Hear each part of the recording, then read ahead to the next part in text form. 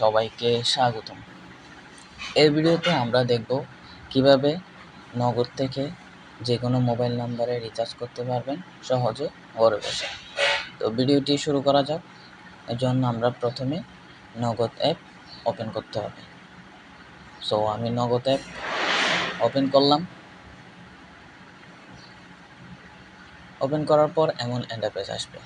তো আমরা এখানে অনেকগুলো অপশান দেখতে পাচ্ছি। যেহেতু আমরা মোবাইল রিচার্জ করব, তাই মোবাইল রিচার্জ অপশানটা সিলেক্ট করব। সিলেক্ট করার পর আমরা যে নাম্বারে মোবাইল রিচার্জ করতে চাই ওই নাম্বারটা এখানে টাইপ করে দেব। তো আপনাদের দেখানোর সুবিধার্থে আমি যে কোনো মোবাইল নাম্বার রিচার্জ করার জন্য টাইপ করলাম। এরপরে এর বাটনে ক্লিক করব। এর বাটনে ক্লিক করার পর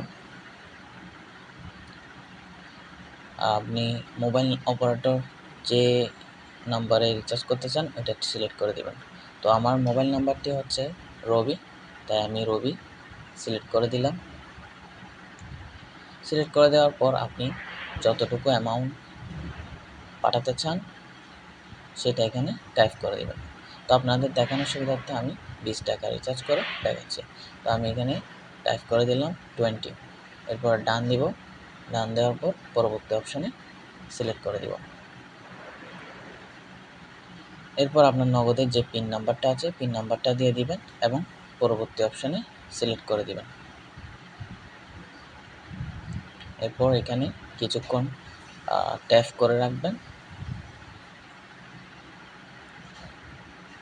চেপে ধরে আপনার নগদ রিচার্জ হয়ে যাবে।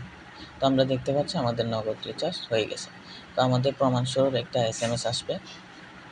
আমরা দেখতে পাচ্ছি আমাদের SMS চলে আসলো। ওপেন করলাম এবং নগদ রিচার্জ হয়ে গেল। তো এভাবে সহজে যে কোনো নাম্বারে আপনি নগদ থেকে মোবাইল রিচার্জ করতে পারবেন। তো ইউনিক মেনু চ্যানেলের সাথে থাকবেন এবং নতুন নতুন ভিডিও পাওয়ার জন্য চ্যানেলটি সাবস্ক্রাইব করে রাখবেন। আসসালামু আলাইকুম।